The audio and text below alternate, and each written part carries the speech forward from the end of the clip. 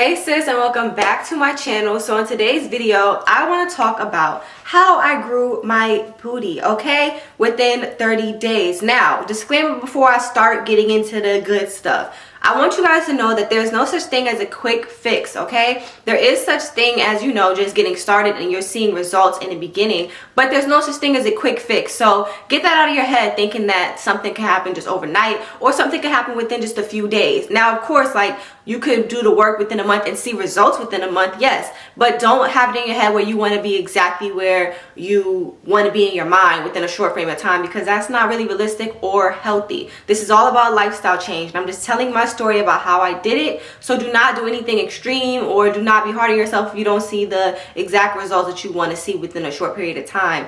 Everybody's body is different, okay? So with that being said, the first thing I did to grow my booty is I made a mindset shift. Like the disclaimer I just gave to you guys, I had to shift my mindset and tell myself, okay, on this journey, I cannot compare myself. And that was probably the hardest thing there was to do, like comparing yourself. Like when you see on Instagram, I want you guys to know that people can edit their photos. People have BBLs. Just so you, I don't know if you guys know that or not, but people are getting surgeries. People are doing stuff like that. People are editing their photos. So before you go into this journey, comparing yourself to other people, putting out a specific body goal based off of somebody else, I want you to know, don't do that, because nothing we see online is really real, okay? Everything is just smoke and mirrors, and we're just looking at people's best versions of themselves, and we're just looking at edited photos, honestly, at the end of the day. Do this for yourself. And also when you're doing it, like, it's okay to have like an image goal, like what you want your body to look like, because that's about, you know, this video is about growing your booty. But do it based off of what it would look like on you. Go based off of your progress and how you used to look compared to now. Don't go based off of somebody else's progress or somebody else's body, because genetics play a part in it. Like I said, editing photos play a part in it, and you just don't know what that person did personally to get to where they are. So that's why you never want to compare your body to anybody else's, okay? So I had to change my mindset and just tell myself, okay, I'm not going to compare, and I have to understand that this is my journey. And when I did that, the magic happened. Now, when it came to the workouts, the first thing I did was I made sure before each workout I was doing some form of glute activation. The glute activation helped like warm up my glute muscle so it could grow and become more strong and firm. Glute activation, some examples, I have some on my page. They could be considered workouts too, but I do glute activation before I lift. So if I'm using dumbbells, I'll do glute activation before that, okay? So for example, fire hydrants, glute bridges, all the workouts you see on my page, like go to glute workouts, not right now, but glute workouts, no equipment, those are all glute activation workouts as well. So you could do those before you do dumbbell workouts. But you could also, if you're not using weights, do that as an actual workout. It works both ways, you know what I mean? So that leads me into the next thing, strength training. Now, usually when I say strength training, people think that it means you have to lift super duper heavy. Disclaimer, no you don't. You do not have to lift super duper heavy to grow your lower half. That's how I personally feel, and that's just coming from my personal progress and what happened with me. So you could even do body weight. Body weight is literally like how you're doing regular squats. Your body is the weight, and you're putting pressure onto your legs by doing the squat, right? You do not have to do super duper heavy. Even with me, I'm working out from home now, and I'm seeing the best results that I've ever seen from home. So I use dumbbells on the days where I want to strength train, and the highest I do now is like 20 pounds. I don't really go over that. You know what I mean? And I'm still seeing results, okay? Strength training is really just adding any sort of resistance, even if that's just your body. And let's say you're at home and you're like, oh, I don't have dumbbells. I can't afford dumbbells right now. I can't invest in that right now. There has to be something in your house that you could hold that's the same size as a dumbbell, or that adds weight. You could grab some, like a big thing of water bottles that you have in your house, a package, something that you have in your house you could use as a dumbbell. Literally, like there's something in your house you could pick up and hold and use that as you're squatting or as you're doing any type of workout. That's like a really easy alternative if you don't have the weights. You know what I mean? We don't have to make this hard. It doesn't have to be super expensive. We could just do it the easy way, okay? Now, I'm gonna get into some of the workouts I did as well briefly. So I have them on my page as well, so you could just go on my page. All those workouts I did helped me get the booty I need to get now. But I focus on simple movements that isolated my booty. I did not do anything super intense, nothing like that. Like basic squats, Bulgarian split squats, lunges, and hip thrusts were my 4 go-to workouts. That's the basic workouts I did to grow my lower half. You do not have to do extra extravagant stuff, different stuff every single time. No, I was doing the same 4 workouts in rotation whenever I did my booty workouts. Okay, that was pretty much it. Simple. So another thing I want to get into before I get finished talking about the strength training. A lot of people have like this weird outlook on cardio and say that cardio would kill your gains. Wrong. I feel like personally cardio is needed because for one, it's good for your heart rate in general. You need cardio. And for two, what is it like if I'm bulking, right? My waist is going to get big as well. And a bigger waist will make your like hips and stuff not look as big. But a smaller waist and a flatter stomach will make your hips and your booty pop out more, right? So I always say I mix strength training with cardio, and that made my body look so amazing. You see how those track stars bodies look? Search up any track star you can find, boxers, any of those girls be having nice bodies. Their booty be looking good. They're doing cardio. Soccer players, dancers, they're doing cardio within their workouts. They're not just strength training, they're doing some form of cardio.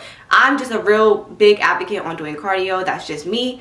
I feel like you need to be doing at least 20 to 10 minutes, 10, 20, or 30 minutes of cardio after each workout every single day that you work out. That's how I personally feel. So at the end of all my leg days, I was doing the Stairmaster when I was working out in the gym, but from home, I was doing like cardio, like jumping jacks, burpees, 4 sets of 50 I was doing, but you could do 4 sets of 10 of those as well. And I don't know, that just made my body look even better. Also, dancing. I used to be a dancer, so I still do like dance workouts. That's when I tell you that had my booty and my legs looking great. It toned my legs up in a different kind of way, like in a whole different kind of way. It was just amazing. It was beautiful. So I always recommend cardio mixed in with your strength training if you're trying to get a booty. A lot of people separate the two and don't put it together because they say that cardio is one thing and then strength training is another, like a cardio body and a strength training body. But if you mix that together, you know how beautiful that is? That's amazing. Look at some of these dancers' bodies, okay? Look at my body. Okay, I do cardio, baby. All right, you know what I'm saying. Okay, let me stop. But anyways, so back into the strength training or resistance training. You are going to want to do progressive overload. That's what I did. Progressive overload is basically challenging. I consider it challenging yourself more and more as you go. Now, I'm not saying progressive overload every single time you work out. No, what I was doing was once a month I would increase or intensify or challenge myself. And even if I was challenging myself, I would do it for like a few weeks maybe and then go back to my regular routine. It wasn't anything major where I was making a big major difference. Even still, like what I consider challenging myself was adding more reps. I wasn't really adding more weights per se. I was more so adding more reps. So if usually I would do 3 sets of 10 squats, but let's say I want to challenge myself. I'm like, okay, I'm ready for 3 sets of 20. And then soon I'll do 4 sets of 20.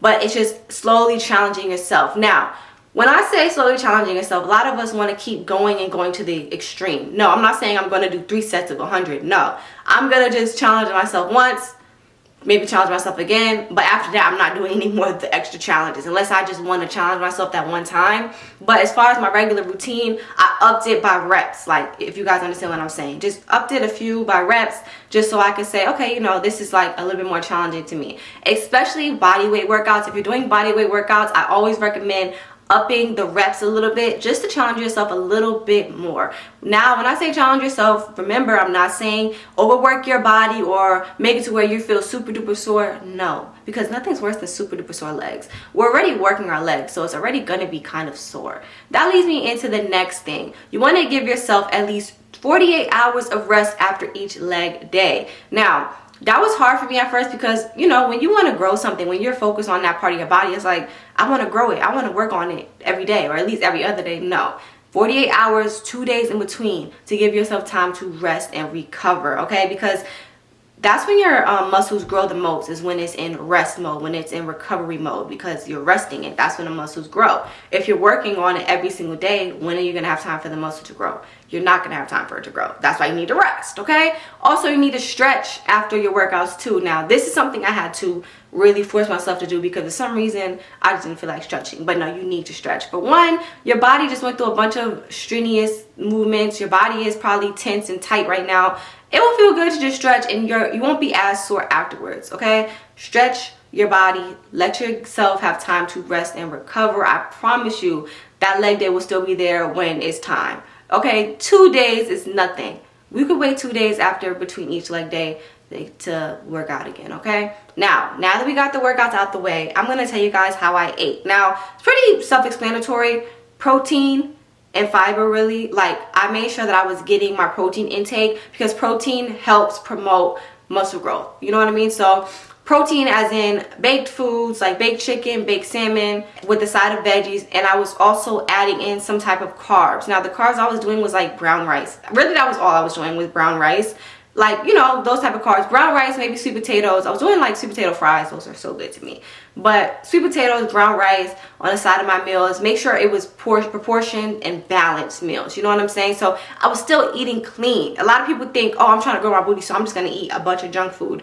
No. You still need to eat healthy. You're just adding more carbs in a little bit more carbs, healthier carbs, you know, but you're still eating clean. As long as you're eating 3 meals a day, you're putting snacks in between, healthy snacks, you're fine. You know what I mean? Just make sure you are eating.